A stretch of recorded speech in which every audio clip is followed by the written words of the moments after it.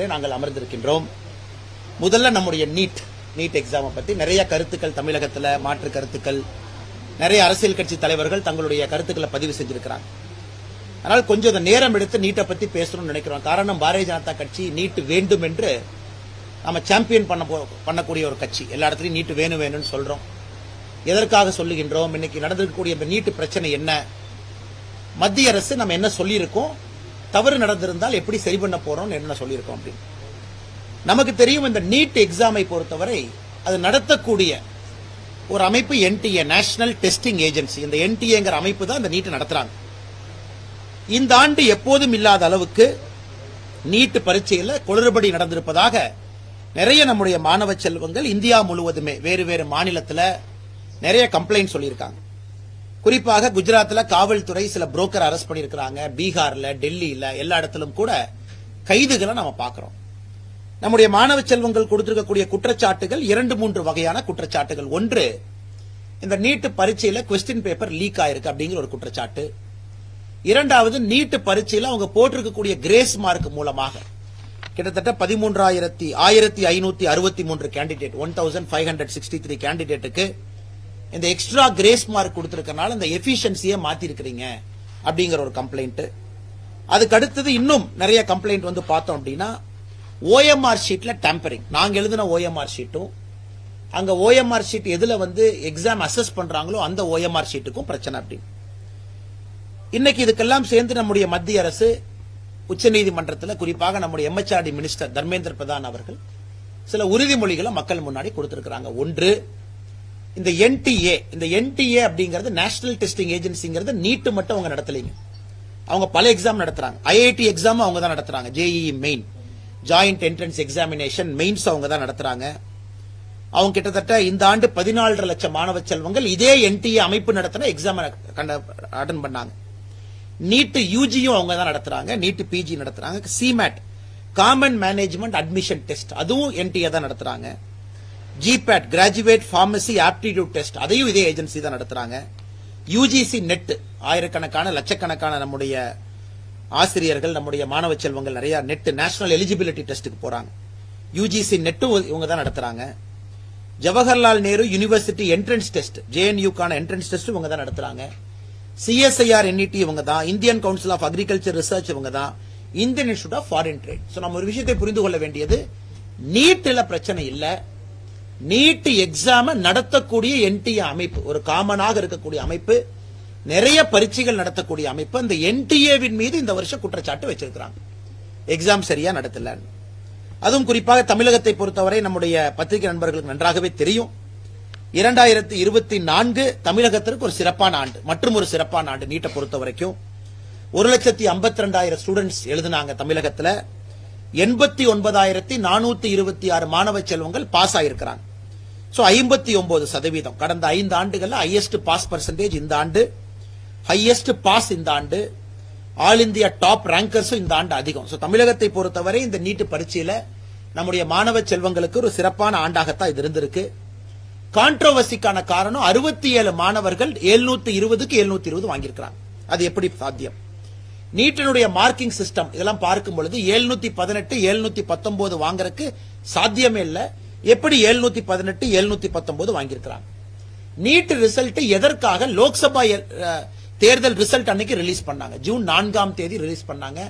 ஆனா அவங்க ஜூன் 14ஆம் தேதி தான் நீட் யூஜி ரிசல்ட் ரிலீஸ் பண்ணிருக்கணும் அப்படிங்கிற ஒரு குற்றச்சாட்டு. அதே போல நிறைய எக்ஸாமினேஷன் சென்டர்ல இருந்து டாப்பர்ஸ் வந்திருக்கிறாங்க. அதுல எப்படி ஒரே எக்ஸாமினேஷன் சென்டர்ல இருந்து இவ்வளவு டாப்பர் வந்திருக்க முடியும்? கொஸ்டின் பேப்பர் லீக்கினுடைய அலிகேஷன் எல்லாம். நாம் இன்றைக்கு 2 விஷயங்கள் உங்கள் முன்னாடி தெளிவுபடுத்த விரும்புறோம்.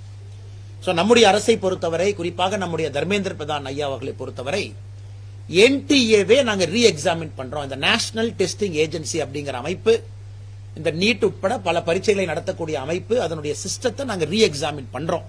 அது சரியான முறையில தான் இத்தனை ஆண்டுகளா இருந்து கொண்டிருக்கிறதா, இப்ப சரியா இருக்கா, இந்த கான்ட்ரோவர்சிக்கான காரணம் என்ன அப்படிங்கறத நாங்க ரீ எக்ஸாமின் பண்றோம்.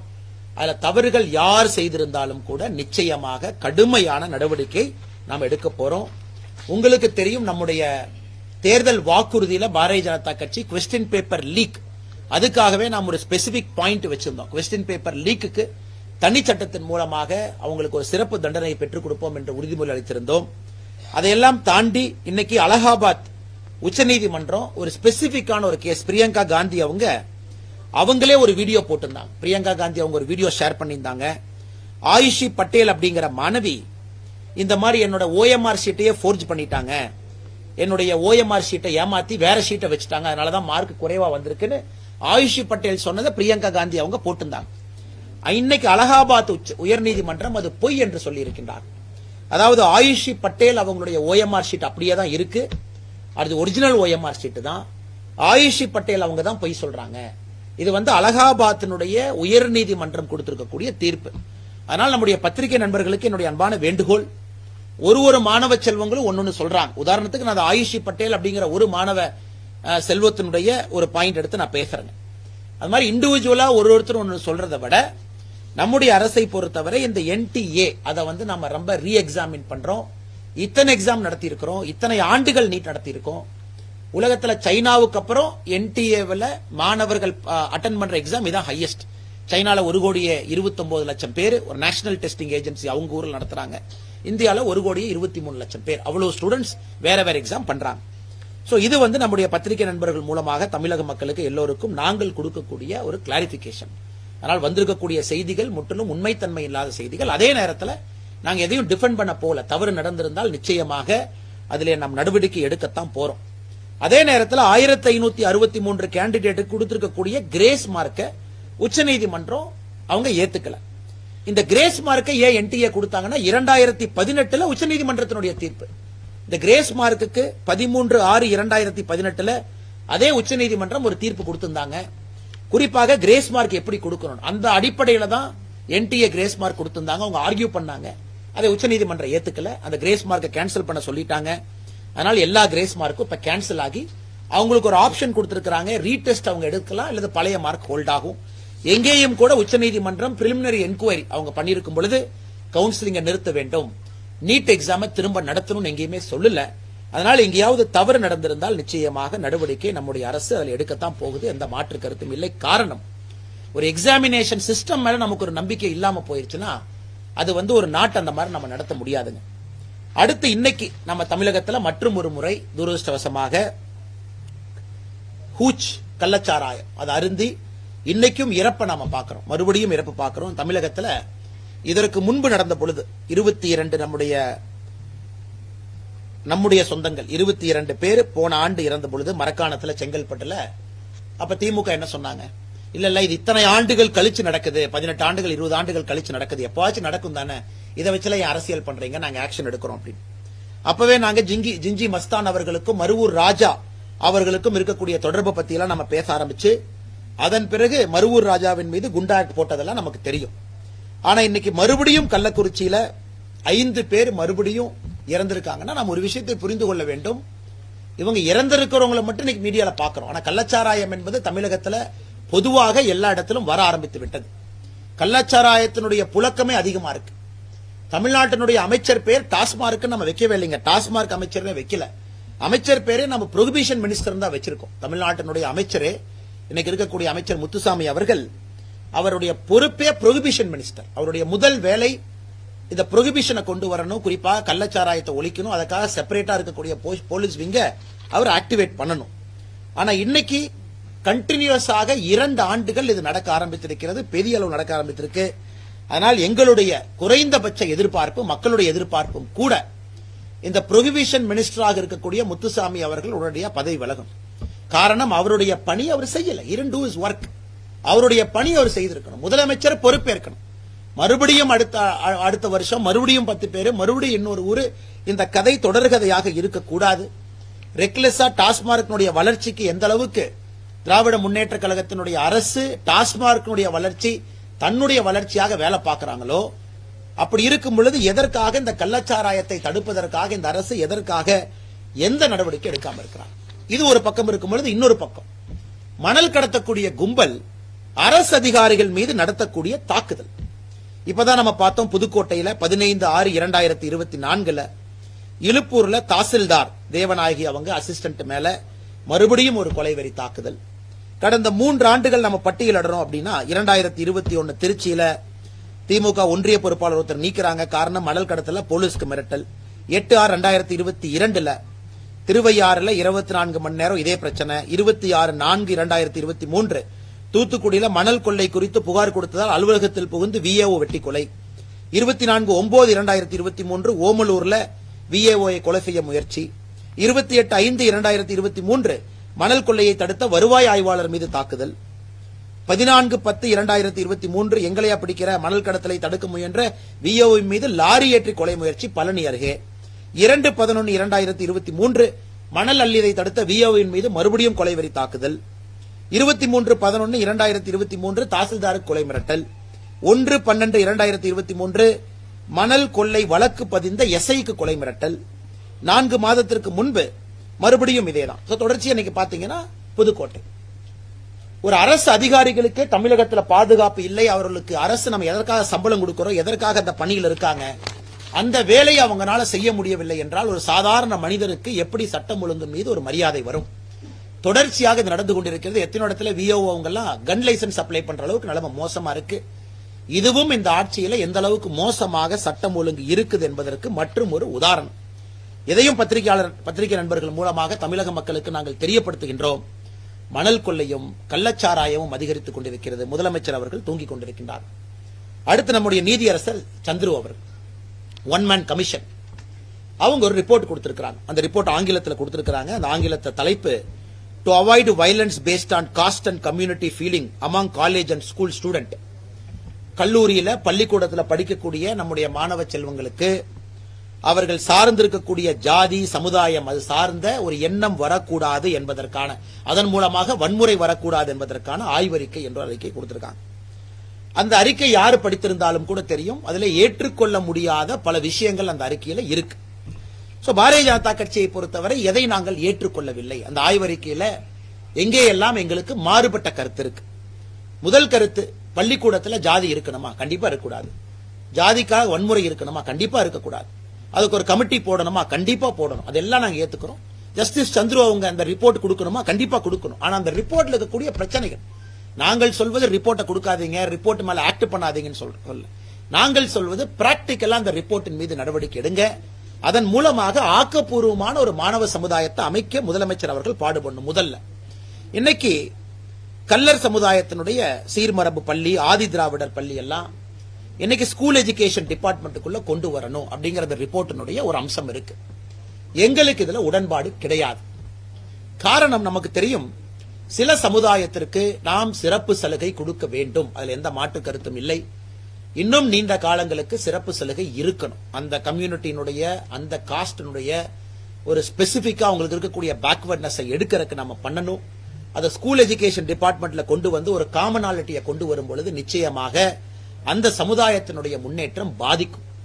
ஜாதி தன்மை வரக்கூடாது, ஜாதி அடையாளம் வரக்கூடாது என்றால் அதற்கு வேறு விதத்தில் பாடுபடணுமோ தவிர பள்ளிக்கூடத்தை கொண்டு வந்து ஜெனரல் எஜுகேஷன்ல இணைக்க கூடாது. அதே போல இரண்டாவது அந்த ஆய்வறிக்கையில சொல்லியிருக்கிறாங்க, அந்த பள்ளிக்கூடம் இருக்கக்கூடிய பகுதியில இருக்கக்கூடிய டாமினன்ட் காஸ்ட், அதாவது ஆதிக்க சமுதாயம் அங்க அந்த பள்ளிக்கூடத்தினுடைய ஆசிரியராக வரக்கூடாது என்கின்ற ஒரு கருத்தை ஆய்வறிக்கையில ஜஸ்டிஸ் சந்துரு அவங்க வச்சிருக்காங்க. எங்களுக்கு இதுல உடன்பாடு கிடையாது. அதாவது ஒரு டீச்சரை நாம ரெக்ரூட் பண்ணும்போது இனி காஸ்ட பார்த்து ரெக்ரூட் பண்ண ஆரம்பிச்சு இனி காஸ்ட பார்த்து போஸ்டிங் போடுவோமா? ஓ நீங்க இந்த காஸ்ட், நீங்க சவுத்ல இல்ல, நீங்க நார்த்துக்கு போங்க, நீங்க வெஸ்ட்டுக்கு போங்கன்னா ஒரு டீச்சரை காஸ்ட் பார்த்து போஸ்டிங் போட ஆரம்பிக்கிறோம். ஜாதியை பார்த்து ஒரு டீச்சரை ஒரு பள்ளிக்கூடத்துல போஸ்டிங் போட ஆரம்பிக்கிறோம். இது எப்படி நாங்க, அதாவது மாணவ செல்வங்களுக்கு இருக்கக்கூடிய பிரச்சனைகளை அங்க தடுக்கணுமோ தவிர இருக்கக்கூடிய ஆசிரியரை நான் டாமினன்ட் காஸ்ட், அதாவது ஆதிக்க சமுதாயம் இல்லாத ஒரு சமுதாயத்திலிருந்து ஆசிரியரை போட்டு நான் சரி பண்றேன் அப்படிங்கிற நினைக்கக்கூடிய கருத்து யாரும் கூட ஏற்றுக்கொள்ள மாட்டார்கள். அடுத்து சீட்டிங் அரேஞ்ச்மெண்ட், ஒரு பள்ளிக்கூடத்தில் ஆல்பபெட்டிக்கல் ஆர்டர்ல வைக்கணும். 7 ஆரம்பிச்சு Z வரைக்கும் அப்படியே அவங்க உட்கார்ந்துட்டு வரணும். இது உலகத்துல எங்கேயுமே அதை பண்ண மாட்டாங்க. 7 ஆரம்பிச்சு Z வரைக்கும், உதாரணத்துக்கு என் பேர் அண்ணாமலை ஏ, நான் 180 சென்டிமீட்டர் இருக்கேன். என்னை கொண்டே முதல் பெஞ்சில் உட்கார வச்சா கடைசி பெஞ்சில் உங்களுக்கு எப்படி தெரியும்? இத்தனை காலமா எனக்கு கடைசி பெஞ்சில் தான் உட்கார வச்சிருக்காங்க, காரணம் ஹைட்டா இருக்கேன். அப்படி கடைசி பெஞ்சில் உட்கார்ந்தா தான் முன்னாடி இருக்கு உங்களுக்கு தெரியும். இவ்வளவு பிராக்டிக்கல் ப்ராப்ளம் இதுல வரும். ஆல்பபேட்டுக்கும் காஸ்டுக்கும் என்ன சம்பந்தம்? காஸ்ட் வைஸ் ஒரு ஸ்டூடெண்ட்ஸ் உட்கார்றாங்க, அதை தடுப்பதற்கு எத்தனையோ வழிமுறைகள் இருக்கு. ஆசிரியர்களுக்கு கண்டிக்கிறதுக்கு அதிகாரம் கொடுக்கணும், இன்ஸ்பெக்ஷன் கரெக்டா பண்ணணும், ஸ்டூடெண்ட்ஸ் இருந்தா தப்பு பண்ணா சஸ்பெண்ட் பண்ணுங்க, பிடிஏ மீட்டிங்க ரெகுலரா நடத்துங்க, மாசத்துக்கு ஒரு முறை நடத்தவில்லை என்றால் ஆசிரியர் மீது நடவடிக்கை எடுங்க. இதெல்லாம் ஒரு சிஸ்டமோ தவிர ஆல்பபெட்டிக்கல் ஆர்டர்ல உட்கார்ந்தா காஸ்ட் போயிடும் அப்படிங்கிற ஒரு விஞ்ஞானபூர்வமான ஒரு விஷயத்தை ஜஸ்டிஸ் சந்துரு அவர்கள் சொல்லி இருக்கக்கூடிய முயற்சியும் கூட நிச்சயமாக அது பலிக்காது. அதையும் நாங்க ஏற்க போவது கிடையாது.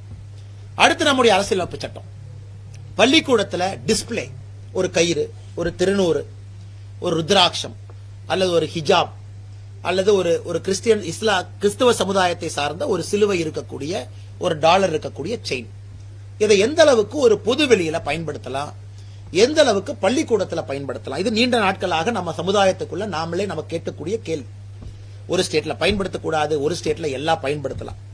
ஆனா இன்னைக்கு ஜஸ்டிஸ் சந்துரு அவர்களுடைய அறிக்கை பாத்தீங்கன்னா இதை மறுபடியும் இதை ஆரம்பிச்சிருக்கிறாங்க இந்த பிரச்சனையை. குறிப்பாக ஒரு சேக்ரெட் த்ரெட், அதாவது இந்த ஜாதி என்றால் இந்த அடையாளம், அவங்க இந்த கலர் போட்டுந்தாவே இந்த ஜாதி தான். ஏதோ கோயில்ல எத்தனையோ கயிறு கட்டுறாங்க, இதுக்கு அது ஒரு முடிவா? கட்டக்கூடாது. விபூதியிலிருந்து குங்குமம்ல இருந்து பிரச்சனைகள் அந்த ரிப்போர்ட்ல இருக்கு.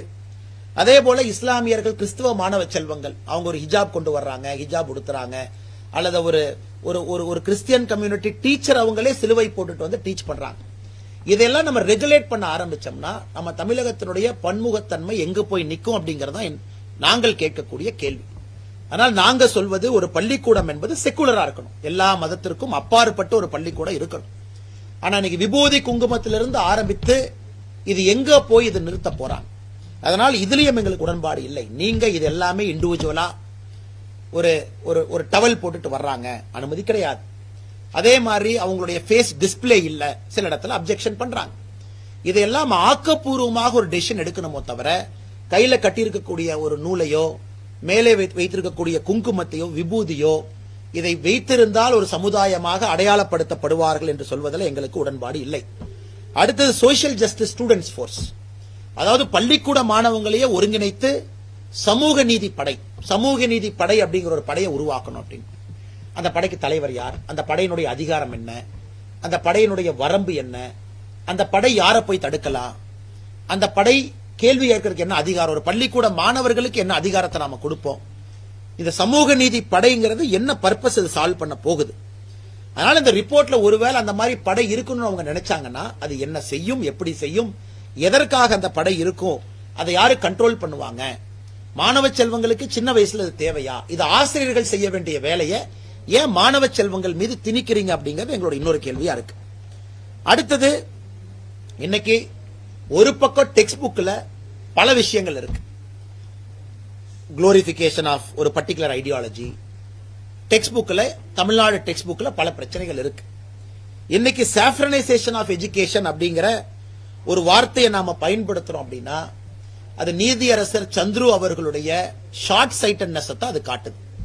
அதாவது பள்ளிக்கூடத்தில் இருக்கக்கூடிய பாட புத்தகங்கள் அதெல்லாம் சாஃப்ரனைஸ் ஆகுதுன்னு சந்துரு அவர்கள் சொல்றாங்கன்னா அதே ஆங்கிள் சந்துரு அவர்களும் ஒப்புக்கொள்ளணும்.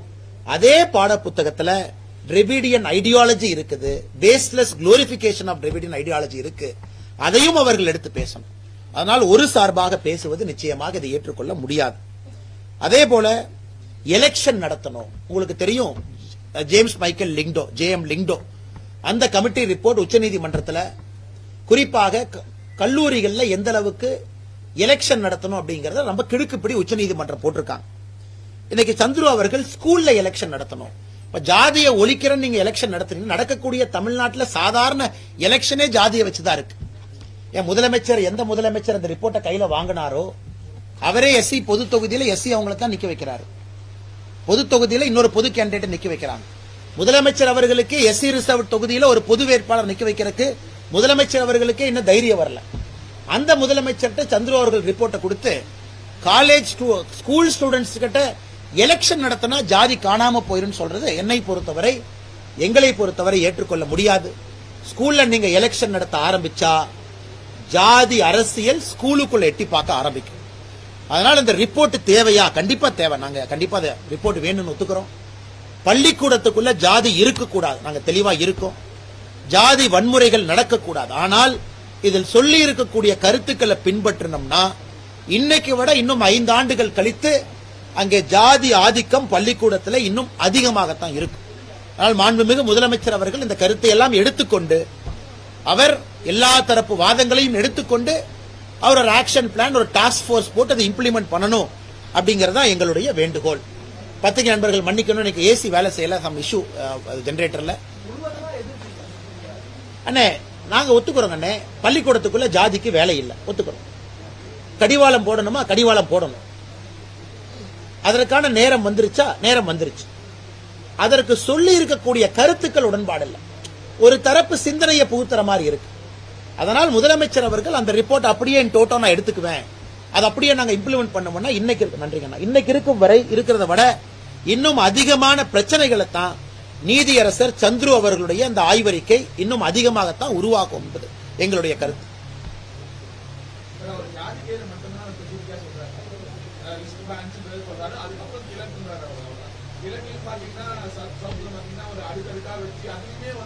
அண்ணா நம்ம அசம்ஷனுங்க அண்ணா, உதாரணத்திற்கு என் கையில கருப்பு கயிறு பாத்தீங்கன்னா நான் ரெட் கலர் கட்டியிருக்காங்க. சில நேரத்தில் நான் ஆஞ்சநேயர், நான் ஒரு கலர் கட்டுறேன். எல்லோருமே மாறி மாறி எல்லா கலர் கட்டுறோம், கிரீனு கட்டுறோம், எல்லாமே கட்டுறோம். இந்த ஜாதிக்கு இந்த அடையாள குறியீடு நீங்க கொடுத்துட்டீங்கன்னா ஒரு கோயில்லையுமே நோன்புக்கு கட்டுறோம். கும்பாபிஷேகம் நடக்கும் பொழுது 42 நாள் ஒரு கயிறு கட்டுறோம். இதெல்லாம் பிராக்டிக்கல் சொல்யூஷனா நான் கேட்கறேங்கண்ணா. இது ஸ்கூலை தாண்டி வீட்டுக்குள்ள வர ஆரம்பிக்கும். அந்த கயிறு இந்த ஜாதி தான் அப்படின்னு அடையாளப்படுத்துவது எங்கிருந்து ஆரம்பிக்குதுன்னு கேட்கிறேன். நீங்க ஸ்ட்ரிக்டா இருங்க. பேரண்ட்ஸ் வர்றாங்க, சஸ்பெண்ட் பண்ணுங்க. அந்த குழந்தைய 1 வருஷம் சேர்த்துக்காதீங்க. அருவாள் எடுத்துட்டு வந்து வெட்டுறாங்க, சீர்திருத்த பள்ளிக்கு அனுப்புங்க. வயசாயிருச்சு, ஆக்ஷன் எடுங்க. பள்ளிக்கூடத்தினுடைய தலைமை ஆசிரியர் மீது நோட்டீஸ் எடுங்க. குரூப்பிசமோ அங்க வந்துச்சுன்னா ஆசிரியர் செய்ய வேண்டிய வேலையெல்லாம் நீங்க மாணவ செல்வங்கள் மீது திரிச்சீங்கன்னா 12 வயசு, 13 வயசு, 7 வயசு என்ன மெச்சூரிட்டி இருக்குங்கண்ணா? ஐபிசிலேயே சொல்றோம் 8 வயசு வரைக்கும் குற்றமே பண்ண முடியாது. ஒரு குழந்தை குற்றம் செய்தாலும் ஐபிசியை பொறுத்தவரை குற்றவாளி இல்ல. 8ல இருந்து 12 வரைக்கும் குற்றம் செஞ்சாங்கன்னா ஆராய்ஞ்சு தான் செக்ஷன் போடணும். 12ல இருந்து 18 ஒரு டிஃபரெண்ட் ஆக்ட் இருக்கு. அப்படி இருக்கும் பொழுது இதுக்கெல்லாம் ஒரு சொல்யூஷன் கயிறுல இருந்து ஆரம்பிச்சா எங்க போய் நிக்குங்கண்ணா? அதான் எங்களுடைய கேள்வி. வேண்டும், தடுக்கணும். அது ஒரு பிராட் பேஸ்டா இருக்கணுமோ தவிர ஸ்பெசிபிக்கா எலெக்ஷன். ஏன்னா இந்த எலெக்ஷன்லயே ஜாதி அரசியல், பூத்துக்கு ஜாதி அரசியல் பண்றாங்க. நீங்க பள்ளிக்கூடத்தில் எலெக்ஷன் நடந்தா அவங்க அப்பா அம்மா சும்மா இருப்பாங்களா? அவங்க கேன்வாஸ் பண்ணுவாங்க. இன்னைக்கு சுப்ரீம் கோர்ட்டே எலெக்ஷன் நடத்த வேண்டாம் ஜேஎம் லிங்கோ ரிப்போர்ட்ல சொல்லும் பொழுது பள்ளிக்கூடத்தில் எலெக்ஷன் நடத்தணும் ஜஸ்டிஸ் சந்துரு அவர்கள் சொல்றாங்க. இது எந்த அளவுக்கு சாத்தியம் என்றுதான் நான் கேள்வி கேட்கிறோம். ஜாதி வராதான பள்ளிக்கூடத்துல? கண்டிப்பா வருங்க. ஆனா கோர் கமிட்டி தேர்தல் முடிந்த பிறகு 2-3 கோர் கமிட்டி நடந்திருக்குங்கண்ணா. ஆன்லைன்ல நடந்திருக்கு. இன்னைக்கு தான் முழுமையாக கிட்டத்தட்ட ஒரு 6 மணி நேரம் ரிவ்யூ மெக்கானிசம், 39 தொகுதியும் ரிவ்யூ பண்றதுக்கு ஒரு வாய்ப்பு. நம்முடைய அகில இந்திய தலைவர்கள் வந்திருந்தாங்க. எலெக்ஷன் பெர்ஃபார்மன்ஸ், 39 தொகுதியினுடைய பெர்ஃபார்மன்ஸ், வாக்கு சதவீதம் எப்படி இருக்கு, பாசிட்டிவ்ஸ், மைனஸ், கம்ப்ளைண்ட்ஸ், சில தலைவர்கள் எலெக்ஷன்ல வேலை செய்யல, வேலை செஞ்சாங்க, அது மாதிரி எல்லாமே கலந்து பேசுவதற்கான ஒரு வாய்ப்பு. அதனால இந்த கோர் கமிட்டி ரொம்ப நீண்ட ஒரு கோர் கமிட்டி. நம்ம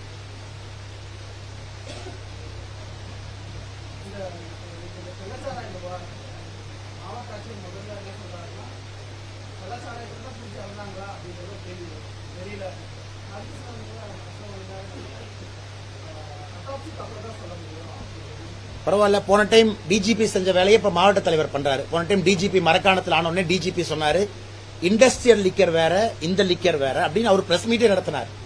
பழைய நம்ம ரிட்டையர்ட் ஆன டிஜிபி, மாண்புமிகு டிஜிபி அவர்கள் பத்திரிகை நண்பர்களுக்கு ஒரு கிளாஸ் எடுத்தார். எரிசாராயம்னா என்ன, இண்டஸ்ட்ரியல் ஆல்கஹால்னா என்ன, ஸ்பிரிட்னா என்னன்னு.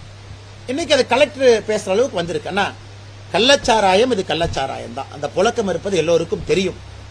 ஆனால் இன்னைக்கு சாக்கு போக்கு சொல்லாம முதலமைச்சர் அவர்கள் நாளைக்கு ஒரு ரிப்போர்ட்டை கொடுத்து நாங்க எத்தனை சல்லசாரத்தை கைப்பற்றணும், எவ்வளவு அண்டாவை கைப்பற்றணும், எத்தனை குண்டாவை கைப்பற்றணும் ஒரு 4 அறிக்கை கொடுப்பாங்க. அதெல்லாம் பிரயோஜனம் இல்லைங்கண்ணா. ப்ரொஹிபிஷன் மினிஸ்டர்னு வச்சுக்கிட்டு ஒரு வேலை டாஸ்மார்க்கு மட்டும் பாத்துக்கணும்னா அது எப்படிங்கண்ணா ப்ரொஹிபிஷன் மினிஸ்டர்? அதனால முதலமைச்சர் சொன்னா ஆமாம் நாங்கள் பொறுப்பேற்றுக் கொள்கின்றோம். 2 முறை நடந்திருக்கு. நான் பொறுப்பேற்றுக்கிறேன். அமைச்சர் அவங்க பதவி விலகுவாங்க. நாங்க பொறுப்பேற்றுக்கிறோம், தார்மீக அடிப்படையில் பொறுப்பேற்றுக்கிறோம். ஒரு 10 லட்சம் ரூபாய் பணம் கொடுத்தா வந்துருமாங்கண்ணா.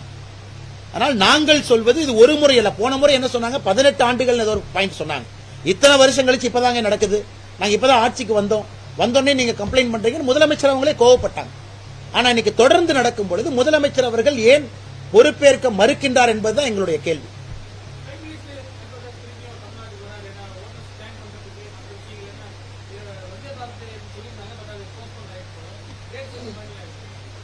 அண்ணா சாரிங்க உங்க கேள்வி பிரைம் மினிஸ்டர் ஏன் போஸ்ட்போன் ஆயிடுச்சுன்னு கேக்குறீங்களா? எப்ப வர்றாங்க?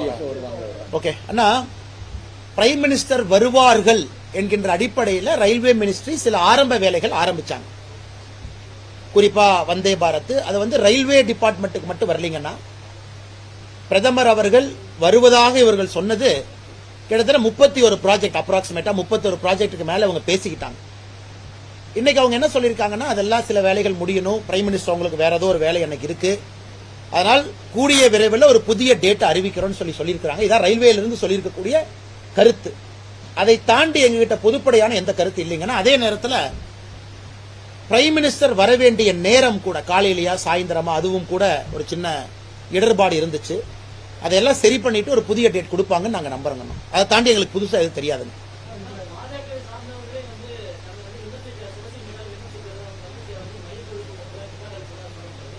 புகாரே அளிக்கலீங்கண்ணா. ஏங்கண்ணா இல்லைங்கண்ணா, புகார் அளிக்கல.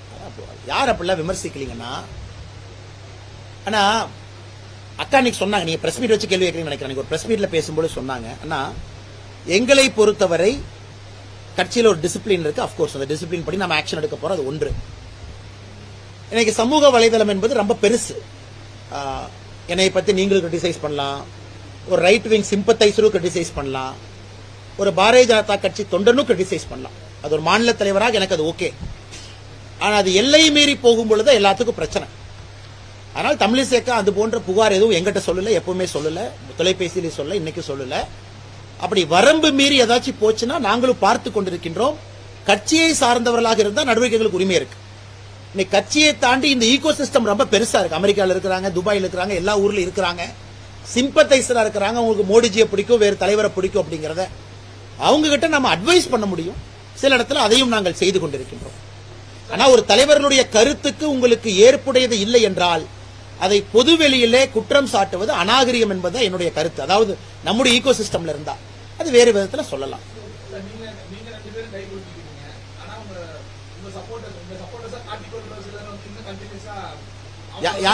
யாருன்னே சப்போர்ட் அவர் யார் சப்போர்ட் அவர் என்ன அண்ணா ஒரு விஷயம் புரிஞ்சு அண்ணே, தமிழ்நாட்டில் இருக்கக்கூடிய எல்லா தொண்டனும் என் சப்போர்டர் தான். கே.பி. ராமலிங்கன சப்போர்டர் தான், கருப்பு முருகானந்தன சப்போர்டர் தான், மோடிஜி சப்போர்டர் தான்.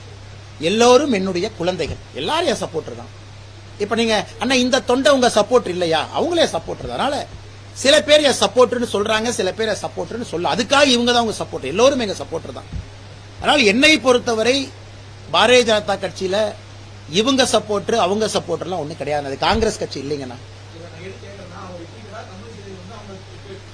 பொறுத்திருந்து பாருங்கண்ணா, புகார் வந்திருக்கு, பொறுத்திருந்து பாருங்க. சொல்லியிருக்காங்க, புகார் கொடுத்திருக்காங்க, பொறுத்திருந்து பாருங்க. அப்படி யாராவது ஒரு தலைவருடைய கிரிட்டிசிசம் என்பது அந்த எல்லை மீறி போகும் பொழுது நிச்சயமா நடவடிக்கை எடுப்போம். பொறுத்திருந்து பாருங்க, நாளைக்கு வரைக்கும் பொறுத்திருந்து பாருங்க.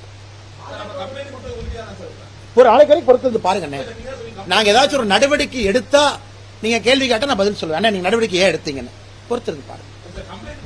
பொறுத்திருந்து பாருங்க. ஆனா அவங்கள கம்ப்ளைண்ட் கொடுக்கல, தமிழிசையா கொடுக்கல. சூமோட்டோவா நாங்களே சில கம்ப்ளைண்ட் எடுத்திருக்கோம். ஒரு மாநில தலைவர் என்கின்ற முறையில நானே சில கம்ப்ளைண்ட் எடுத்திருக்கேன். இந்த தலைவர்களை பத்தி ஏன் அப்படி பேசுனீங்க, அந்த தலைவரை ஏன் கிரிட்டிசைஸ் பண்ணீங்க, ஏன் இந்த தலைவரை பத்தி இந்த கருத்து சொன்னீங்க. குறிப்பா யூடியூப்ல செய்தி சேனல்ல பெருசா இருக்கிறதுல மாடரேஷன் அங்க இருக்கிறாங்க. அதனால அந்த கருத்துக்களை நானே சில இடத்துல கேட்டிருக்கேன். பொறுத்திருந்து பாருங்க. எல்லாத்தையும் எக்ஸ்பிளனேஷன் கேட்டிருக்கோம். சொல்லுங்கண்ணா.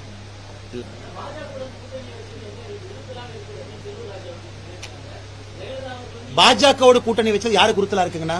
இன்னைக்கு செல்லூர் ராஜா என்ன வேண்டிட்டு இருக்காரு, ஆண்டவா அந்த விஜய் அவர் எப்படியாச்சும் அனுப்பிவிடு, இந்த எம்ஜிஆர் ஐயாக்கு பின்னாடி இந்த விஜய் ஐயா வந்தா எங்களை காப்பாத்திடுவாங்க. இதை ஒரு வெட்கக்கேடாக நான் பார்க்கின்றேன். அவ்வளவு பெரிய ஒரு கட்சி, 72 இருந்து இருக்கக்கூடிய கட்சி, புரட்சி தலைவரார் புரட்சி தலைவி அம்மாவால் இருந்த ஒரு கட்சி.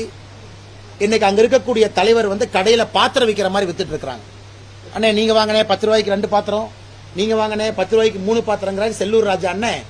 விஜய் என்னன்னா வாங்க வாங்கன்னு இவரே கூட்டு வந்துருவாருன்னா, ஒரு விஷயத்தை புரிந்து கொள்ள வேண்டும். அனைத்து இந்திய அண்ணா திராவிட முன்னேற்ற கழகம் என்பது ஒரு சித்தாந்தம் சார்ந்த கட்சி. சித்தாந்தத்தை அவங்க வைக்கிறாங்க. பாரதிய ஜனதா கட்சி என்பது ஒரு சித்தாந்தம் சார்ந்த கட்சி. நாளைக்கு விஜய் அவங்க வர்றாங்கன்னா அவர் ஒரு சித்தாந்தத்தை கொண்டு வர போறாங்க. நாம் தமிழர் சீமான் அவர்கள் அவர் ஒரு சித்தாந்தத்தை வச்சிருக்காங்க. நாங்க ஏத்துக்கலாம், ஏத்துக்காம இருக்கலாம், மக்கள் நீங்க ஏத்துக்க போறீங்க, ஏத்துக்காம இருக்க போறீங்க. ஆனா இன்னைக்கு அதிமுகவுடைய நிலைமை திரு செல்லூர் ராஜா அவர்கள் பேசுறது இன்னைக்கு உறுத்துது. நாங்க பாரதிய ஜனதா கட்சியோட கூட்டணி வச்சது உறுத்துதுன்னு சொல்றவரு அவரு கட்சி தலைவரை பத்தி சொல்லாமே. எங்களுக்கு நம்பிக்கை இருக்கு எடப்பாடி பழனிசாமி அவர்கள் 2026ல 234 ஜெயிப்பாருன்னு சொல்லாமல்லண்ணா. ஒரு விஜய் வந்து எங்களை காப்பாற்றுவார்னு பேசும்பொழுது அவருக்கு அவர்களுடைய தலைவரின் மீது நம்பிக்கை இழந்ததாகத்தான் நான் பார்க்கிறேன்.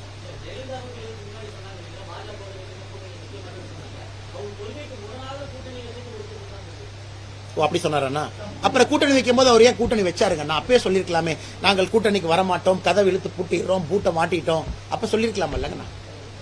நாங்கள் யாரையும் வலுக்கட்டாயமாக நீங்க வந்து எங்களோட கை கோருங்கன்னு யாரையுமே கூப்பிடல.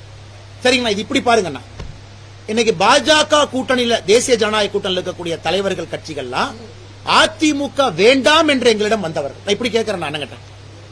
பாட்டாளி மக்கள் கட்சி ஏன் அதிமுக போலீங்கன்னா என்டிஏ வரணும். ஏசி சண்முகம் அவர்கள் ஏன் நம்ம சிம்பல்ல போட்டிடுறாங்க? சோ இன்னைக்கு அதிமுக சொல்லக்கூடிய தலைவர்கள் ஏன் பாரதிய ஜனதா கட்சியை விட்டுருங்கண்ணா, பாரதிய ஜனதா கட்சி விட்டுருங்க. சரி, நான் பாரதிய ஜனதா கட்சியை பொருட்டா மதிக்கல, செல்லூர் ராஜா சொல்றாங்க, மறந்துருங்க. மத்த கூட்டணிகள் நீங்க தக்க வைக்கலன்னு நான் கேட்கிறேன். இவ்வளவு பேசுறவங்க நீங்க பாரதிய ஜனதா கட்சி மதவாத கட்சிலாம் அபாண்டமான குற்றச்சாட்டு வைக்கிறீங்க.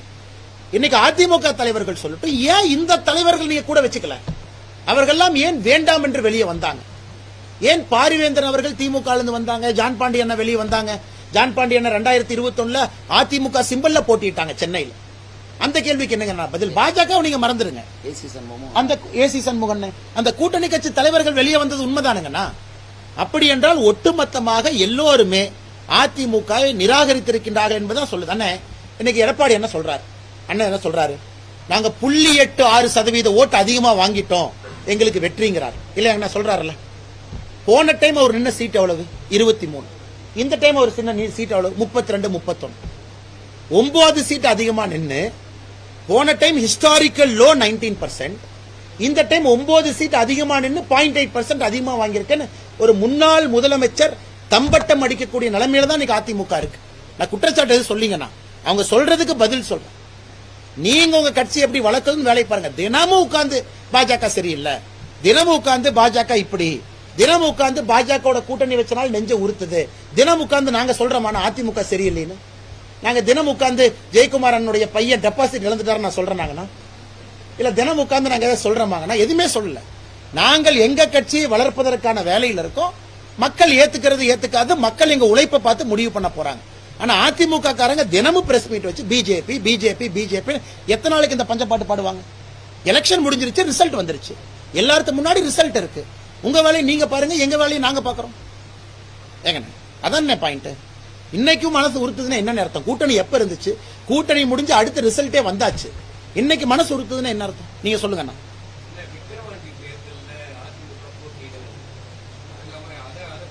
சரி, இன்னைக்கு எடப்பாடி என்ன சொல்றாங்க? தமிழகத்தினுடைய சட்டம் ஒழுங்கு அவர் ரொம்ப பாதிச்சிருச்சாமா, அதனால நான் விக்கிரவாண்டியில போட்டி இல்லை. சரி, ஈரோடு பை எலெக்ஷன் அப்ப சட்டம் ஒழுங்கு பாதிக்கலையா உங்களையா? ஈரோடு பை எலெக்ஷன் அப்ப சட்டம் ஒழுங்கு இன்னும் மோசமா இருந்துச்சு. அன்னைக்கு எடப்பாடி பழனிசாமி என்ன இல்ல, திமுக வந்த பிறகு சட்டம் ஒழுங்கு மோசமா இருக்கு, நான் ஈரோடு பை எலெக்ஷன் நான் போட்டி இல்லைன்னு சொன்னா அவர் சொன்ன கருத்துல நியாயம் இருக்கு. அதனால ஈரோடு பை எலெக்ஷன்லயே போட்டிட்டாங்க. கொங்கு பகுதி அங்க அதிமுக ஸ்ட்ராங்கா இருக்கு, நான் போய் நின்னு பாப்போம். அன்னைக்கு 60,000 ஓட்டு மார்ஜின் லாஸ். ஆனால் சொல்லி இருக்கக்கூடிய கருத்து ஏற்புடையதில்லை. அதுக்கு மேல அவங்க கட்சிக்கு விட்டதுங்கண்ணா. நிக்கிறது நிக்காது அதிமுக அவங்க இஷ்டம், அதை பத்தி குறை சொல்றதுக்கு எனக்கு எது ரைட்ஸ் கிடையாது. பட் சொல்லி இருக்கக்கூடிய கருத்தை மக்கள் ஏத்துக்குவாங்கன்னு அவர் நினைச்சா மக்கள் இங்க அறிவாளிகள். அப்ப ஈரோடு பை எலெக்ஷனுக்கு இது பொருந்தாதா? விக்கிரவாண்டி மட்டும்தான் சட்டம் ஒழுங்கா அப்படி? ஆனால் எங்களை பொறுத்தவரை நாங்கள் இதை ஒரு ஜனநாயக கடமையாக பார்க்கின்றோம்.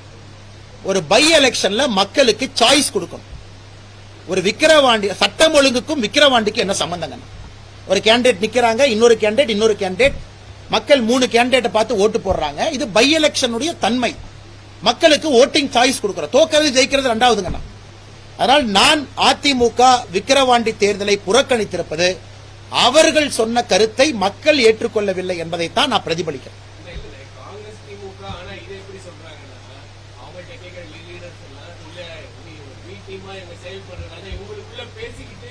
நான் முதல்ல இருந்து சொல்றேன் அண்ணா, ஒரு நிமிஷம் அண்ணா, லாஜிக்கல் क्वेश्चन கேக்குறாங்க. நீங்க சீனியர் ரிப்போர்ட்டர், இவர் எலெக்ஷன்ல நிக்கிறார், நான் இவர் பி டீம்னா நான் நிக்காம இருந்தா தானே இவர் ஜெயிப்பாரு. திமுக எலெக்ஷன் நிக்குது. யாரு திமுகவுடைய பி டீமா இருந்தா நிக்காம இருப்பாங்க? அதிமுக. இது logic, basic logic of maths. இவர் இங்க நிக்கிறார், நான் இவர் நண்பர். அப்படி இருந்து எலெக்ஷன் நான் எப்படி ஒரு பி டீம் ஆவேன்? இல்ல நான் சொல்றதுக்குன்னு சொல்றவங்களை தான் நீங்க கேட்கணும். அவங்க பி டீமா அவங்க காட்டி கொடுக்க கூடாதுன்னு சொல்லுவாங்கல்ல.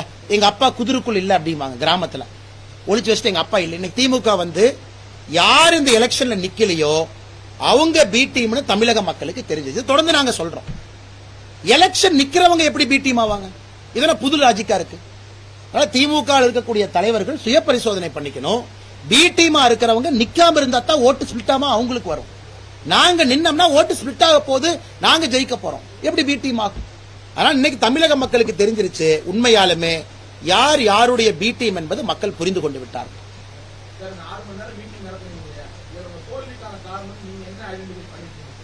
வெற்றிக்கான காரணத்தை நிறைய பார்த்தோம்னா 96 இருந்து எலெக்ஷனை ட்ராக் பண்ணீங்கன்னா முதலாக பாரதிய ஜனதா கட்சி டபுள் டிஜிட் ஓட் ஷேர்ல இருக்கும். Double digit vote share. அண்ணே ஒரு புலி ஆகணும்னா ஃபர்ஸ்ட் புலி குட்டி போடணும். அந்த குட்டி பால் குடிச்சு அந்த குட்டி கொஞ்சம் பெருசாகணும். அந்த குட்டி ஓட கத்துக்கணும். அப்புறம் அந்த குட்டி புலியாகி சாப்பிட போகணும். இன்னைக்கு பாரதிய ஜனதா கட்சி புலி ஆகணும்னு எங்களுக்கு ஆசை. ஆனா இன்னைக்கு தான் குட்டியிலிருந்து வளர்ந்துகிட்டு இருக்கோம். குட்டியிலிருந்து வளர்ந்து ஒரு மீடியம் புலி ஆயிருக்கிறோம். அது இந்த தேர்தல் 2026 முழுமையான புலி ஆகும். 78 இடத்துல 2வது இடத்துல வந்திருக்கோம். 78 சட்டமன்றத்தில் நல்ல வாக்கு வாங்கியிருக்கோம். வரலாறு காணாத வாக்கு வாங்கியிருக்கோம். இப்ப தோல்வி அப்படின்னு நண்பர் நீங்க கேட்கக்கூடிய கேள்வியில ஒருவேளை எம்பிஏ அனுப்பல அப்படின்னு கேட்டீங்கன்னா திருநெல்வேலி இன்னைக்கு அதிமுகவுடைய ஓட் ஷேர் திருநெல்வேலியில 13%. கோயம்புத்தூர் அதிமுகவுடைய ஓட் ஷேர் 17%. வெள்ளூர் டெபாசிட் இல்ல. சோ எதெல்லாம் முக்கியமான தொகுதிகளோ அங்கே எல்லாம் அனைத்து இந்திய அண்ணா திராவிட முன்னேற்ற கழகத்தினுடைய வாக்கு சதவீதம் 18% வரை குறைவு. டெபாசிட்ட ஜஸ்ட் வாங்கியிருக்காங்க, அங்க இருக்கிறாங்க. அது தெரிஞ்சிடும். சோ எந்த அளவுக்கு இன்னைக்கு முக்கியமான சில தொகுதிகள்ல சில கட்சிகள் அன்கோ போட்டுருக்காங்க. தொடர்ந்து நான் சொல்றேன், இந்த குற்றச்சாட்டு இன்னைக்கு நான் வைக்கலீங்க. நான் 3 மாசமா சொல்றது. எங்களுடைய சேலஞ்ச் அதையும் தாண்டி நாங்க ஜெயிக்கணும். இல்ல 4 லட்சம் ஓட்டு வாங்கினா போதும், அவங்க 2.5 லட்சம் வாங்குவாங்க, இவங்க 3 லட்சம் வாங்குவாங்க இருந்ததெல்லாம் மாறி ஒரு நல்ல தொகுதியில பாரதிய ஜனதா கட்சி ஜெயிக்க வேண்டும் என்றால் 5 லட்சம் ஓட்டு வேண்டும் என்ற இந்த தேர்தல் எங்களுக்கு பாடத்தை சொல்லிக் கொடுத்திருக்கு. இல்ல அதிமுக 20% எடுப்பாங்க, திமுக இருப்பாங்க, நீங்க ஜெயிங்க அப்படிங்கிற எங்களுக்கு கிடைத்திருக்கக்கூடிய பாடம். வலிமையான தொகுதிகளில் பாரதிய ஜனதா கட்சி ஜெயிக்க போகுதுன்னா அங்கே 3வது கட்சி முதல் கட்சிக்கு விட்டு கொடுக்கும் என்பது இந்த தேர்தலில் வெட்ட வெளிச்சமாயிருக்கு. நாங்க கம்ப்ளைண்ட் பண்ணலீங்கன்னா அது எங்க பிரச்சனை. நாங்க 4.5 லட்சம் ஓட்டு எப்படி 5.5 லட்சம் ஓட்டுன்னு மாத்தணும். அது எங்களுக்கு கிடைத்திருக்கக்கூடிய முதல் பாடம். இரண்டாவது, முதலாக பாரதிய ஜனதா கட்சி இவ்வளவு இடத்துல நிக்குது. 7 இடத்துல நின்றுக்கோம், 5 இடத்துல நின்றுக்கோம், 6 இடத்துல நின்றுக்கோம். முதலா 23 இடத்துல 23 × 6 அசம்பிளி போட்டீங்கன்னா 138 அசம்பிளி தொகுதியில பாரதிய ஜனதா கட்சி சிம்பல். மிச்ச இடத்துல கூட்டணி கட்சி. கட்சிக்கு புதுசு. இவ்வளவு இடத்துல நின்றுக்கும். எலெக்ஷன் மேனேஜ்மெண்ட் எப்படி பண்றது? இப்ப திமுக அதிமுக பாத்தீங்கன்னா எலெக்ஷனை மேனேஜ் பண்றதுக்கு ஒரு இடத்துல 2000-3000 பேர் இருக்காங்க. எங்கிட்ட 1000 பேர் தான் இருக்கிறாங்க. எலெக்ஷனை மேனேஜ் பண்ற 2000 பேருக்கு எப்படி உருவாக்குறது? 2வது பாடம்.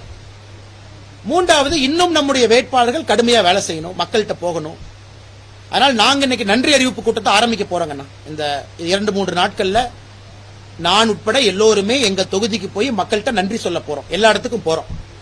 நாங்கள் நன்றி 2 பேர்த்திட்ட சொல்ல போறோம். ஓட்டு போட்டவங்களுக்கு நன்றி, ஓட்டு போடாதவங்களுக்கு சொல்ல போறோம். நாங்கள் இன்னும் கடுமையா உழைக்கிறோம், அடுத்த முறை எங்களுக்கு வாய்ப்பு கொடுங்க. நீங்க ஓட்டு போடாத ஏத்துக்கிறோம். எங்கிட்ட ஏதோ ஒரு குறை இருக்கு, மேபி எங்களுக்கு நீங்க வேண்டாம்னு நினைச்சிருக்கலாம், அதெல்லாம் நாங்க ஆமோதிக்கிறோம், ஏத்துக்கிறோம். அதை ஏத்துக்கிட்டு உங்ககிட்டயும் நாங்க வேண்டோம். உங்களுடைய அன்பை பெறுவதற்கு இன்னும் கடுமையா உழைப்போம். அடுத்த முறை நீங்களும் ஓட்டு போடுங்க. சோ நன்றி அறிவிப்பு கூட்டத்தை நாங்க ஏற்பாடு பண்ணிருக்கோம். எல்லா பக்கம் போவோம். இதான் எங்களுக்கு கிடைத்திருக்கக்கூடிய பாடங்கண்ணா.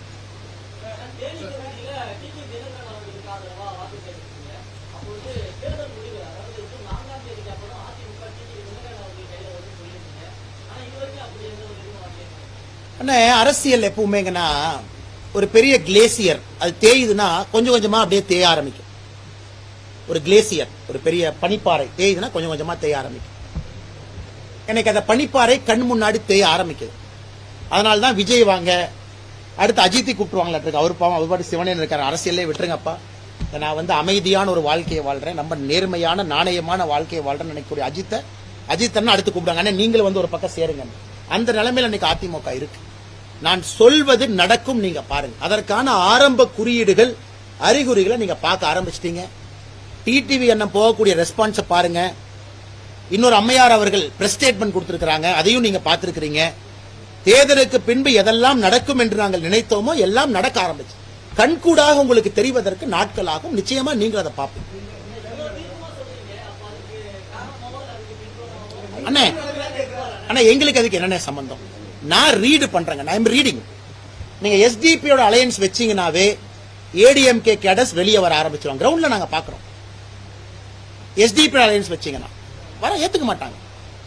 இஸ்லாமிய கட்சி வேற, ஃபண்டமெண்டலிஸ்ட் பார்ட்டி வேற, இஸ்லாமியர்கள் வேற, கிறிஸ்தவர்கள் வேற. இந்த புரிதல் இல்லாம எல்லாத்தையும் நான் வச்சுக்குவேன், என்டோர்ஸ் பண்ணுவேன், ஏத்துக்க மாட்டாங்க. பிஎஃப்ஐக்கும் இஸ்லாமிய சொந்தமுக்கும் டிஃபரன்ஸ் இருக்கு. ஒரு பிஎஃப்ஐக்கும் என்னோட இஸ்லாமிய நண்பருக்கும் அடிப்படை வேறுபாடு இருக்கு.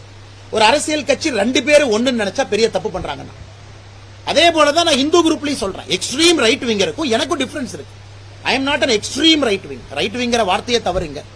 ரைட் விங்னா இங்க ரைட் விங்னா அந்த காலத்துல பிரெஞ்சு பார்லிமெண்ட்ல ரைட் சைடுல உட்கார்ந்தவங்க ப்ரோகிரசிவ்ஸ் ரைட் விங் ஆயிருச்சு. இப்ப யாரோ ஒருத்தர் சொல்றாங்க இது ஹிந்து நாடு, இது வந்து இங்க ஹிந்துக்கள் மட்டும்தான் இருக்கணும், நான் ஏத்துக்கொள்ள போறது கிடையாது. எனக்கு அவங்களுக்கு டிஃபரன்ஸ் இருக்கு. அவங்களையும் என்னை நீங்க ஒன்னா பார்த்தா எப்படிங்கன்னா, அதே போலதான் நீங்க பிஎஃப்ஐயும் ஒரு இஸ்லாமிய நண்பரையும் ஒன்னா பாக்குற மாதிரி தான் பாக்குறாங்க. அதனால இது எல்லாமே நடக்கக்கூடிய விஷயங்களை நீங்க பாக்குறீங்க. புதுசா சொல்றதுக்கு என்னென்ன இருக்கு? அது தவறுங்கண்ணே, அது தவறு.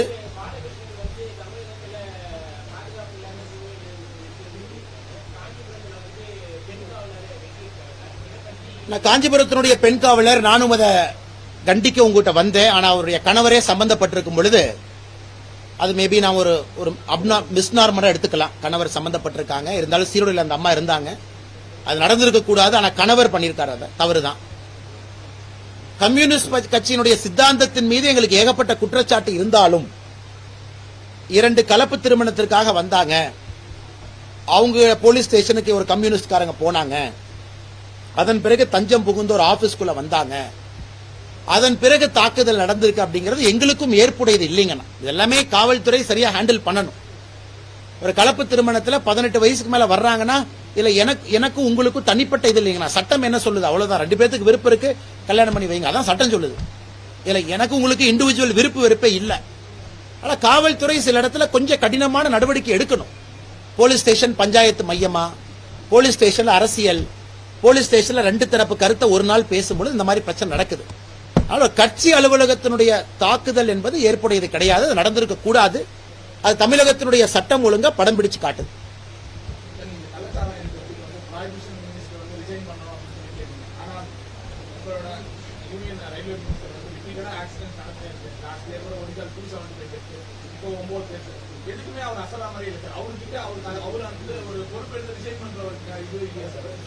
அண்ணா, நம்ம ரயில்வே மினிஸ்டருடைய செயல்பாடை நீங்க ஹானஸ்டா பாருங்கண்ணா. அஸ்வினி வைஷ்ணவ் அவரை தாண்டி நான் 10 ஆண்டுகளா சொல்றேன். ரயில்வே மினிஸ்டர் அஸ்வினி வைஷ்ணவ் அவர்கள் வேற எல்லாம் பொறுப்புல இருந்தாங்க. ரயில்வே அமைச்சர் தன்னுடைய கடமையை செஞ்சிருக்காங்களா? Electrification, coach maintenance, Vande Bharat, metre gauge, broad gauge conversion, இதெல்லாமே நீங்க பாருங்க. எல்லாத்துலயுமே நம்ம சக்சஸ் பண்ணிருக்கோம். இன்னைக்கும் நான் உங்களுக்கு சேலஞ்ச் பண்றேன், 10 ஆண்டு யூபிஏ, 10 ஆண்டு என்டிஏ, ரயில்வே ஆக்சிடென்ட் டெத் நீங்க கம்பேர் பண்ணுங்க, நம்ம ரொம்ப கீழே இருக்கும். ஆர்குமெண்ட் சேக் சொல்றேன். அதை தாண்டி விபத்து நடக்குமா? நடக்க கூடாது, யாரும் இறக்கக்கூடாது, எந்த மாற்று கருத்தும் இல்ல. ஒரு சரக்கு ரயில் சிக்னலிங் இஷ்யூ, குறிப்பாக எங்கெல்லாம் வந்து செக் போஸ்ட் இல்லையோ அதெல்லாம் நடக்கக்கூடாது. அதுக்கு எல்லா வேலையும் செய்யறாங்க.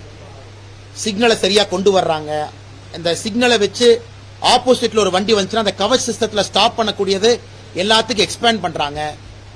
அன்மேன்டு கிராசிங் இருந்ததுன்னா மேன்டு கிராசிங்கா அதை பண்ண பாக்குறாங்க. எல்லா முயற்சியும் எடுத்துக்கொண்டிருக்கின்றோம். ஆனால் அஸ்வினி வைஷ்ணவ்ஜி அவர்களை பொறுத்தவரைக்கும் இஸ் a பெர்ஃபார்மிங் மினிஸ்டர்.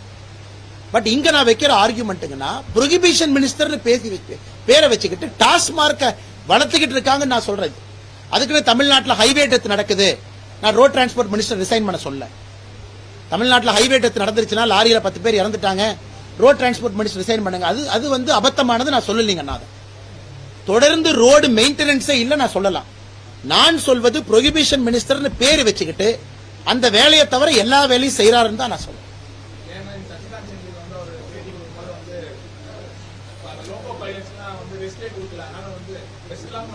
ஆனா நம்ம ஆய்வறிக்கை வராத பொழுது நாம் எப்படிங்க யூகம் கொடுக்கறது?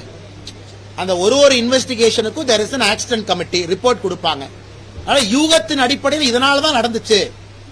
இந்த பர்டிகுலர் லோகோமோட்டிவ் பைலட் வந்து இவ்வளவு நாள் வேலை செஞ்சார். டேட்டா யாருக்கிட்ட இருக்கு?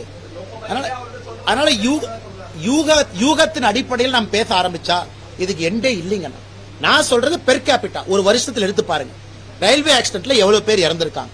நம்ம ஆட்சிக்கு வந்த பிறகு அது குறைஞ்சிருக்கா? 100% குறைஞ்சிருக்கு. சரிங்கண்ணா, எல்லாத்தையும் நன்றிங்கண்ணா. நன்றி அண்ணா.